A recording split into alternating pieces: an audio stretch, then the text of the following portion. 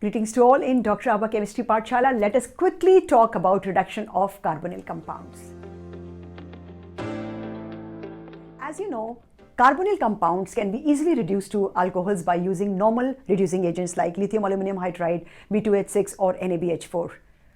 So let us do more about the reactions and the reagents, and let's dive over to the screen for a reduction of carbonyl compounds. Let us get started with the reduction of carbonyl compounds, that is aldehydes and ketones. So we divide it into two categories. The first category is we will reduce it to the lowest possible, that is reduction to hydrocarbons. Let me remind you, aldehydes, they will give 1 degree alcohol on reduction, and ketones will give 2nd degree alcohols. So let us get started with each cases. The first category, we are taking a ketone, and on reduction we are getting hydrocarbon. Just ensure that the number of carbon atoms are same. Similarly, if I take an aldehyde, I again get a hydrocarbon, that is alkane, with the same number of carbon atom. Now let us work out what reagents will be able to do so. So the reagents that can do this, for example, if I have an aldehyde, benzaldehyde, I use ZnHg and HCl, I will get toluene. And the third will be, again we can use hydrazine followed by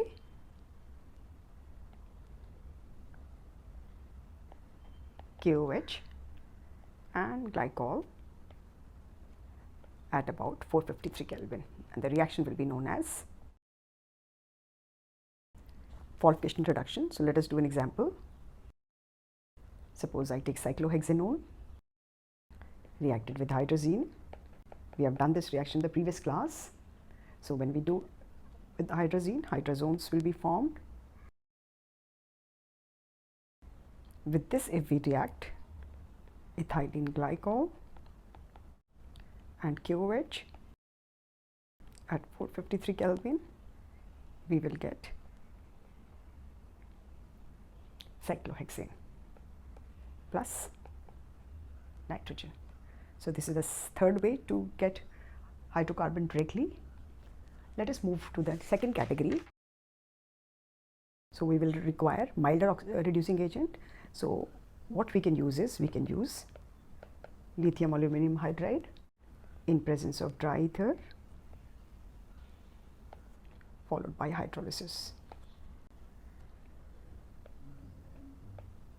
So either we can use this combination or we can use sodium boron hydride.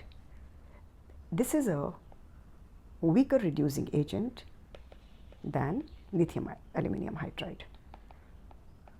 Lithium aluminum hydride, it can work on acids also. It will give acids also to alcohols, but not NABH4.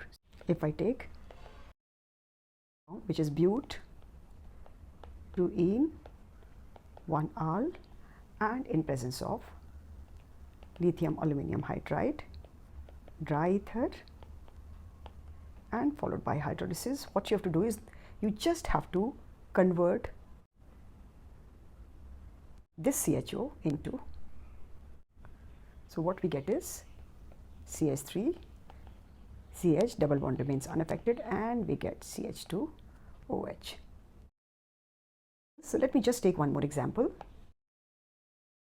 This is propanone, and if I take NaBH4, it will give, this part will get reduced, and what it will get reduced to, this double bond will get converted to OH, and this gives you a secondary alcohol. The third reducing agent which can convert aldehyde or ketones to alcohol is H2Ni. And we have to just heat it and apply some pressure. Now the difference between the reduction is, suppose I take the same compound which I had taken before, the reduction is going to be a little different. So here there have been two changes. This part has also got reduced and this part has also got reduced. So if you see, this has got into double bond has got saturated with hydrogen, and the aldehyde has got saturated with the alcohol. The entire reduction process, we have used two types. The first type is we have used very strong reducing agent which are giving direct carbonyl to alkane. We have done three categories. First, the Clemmensen reaction. Second, Wolff-Kishner reaction. Third, red phosphorus Hi with very high temperature, and the reagents are, and for the other category, that is weaker Ra, we have lithium aluminum hydride, we have, just writing short form, sodium boron hydride, then we have H2Ni. This one affects the multiple bond, they don't affect the multiple bond. This one will give us alcohols, this one will give us alkane. That was all about the reduction of carbonyl compounds. Hope it's clear, and we meet in the next video for the oxidation of carbonyl compounds. Till then, take care of yourselves.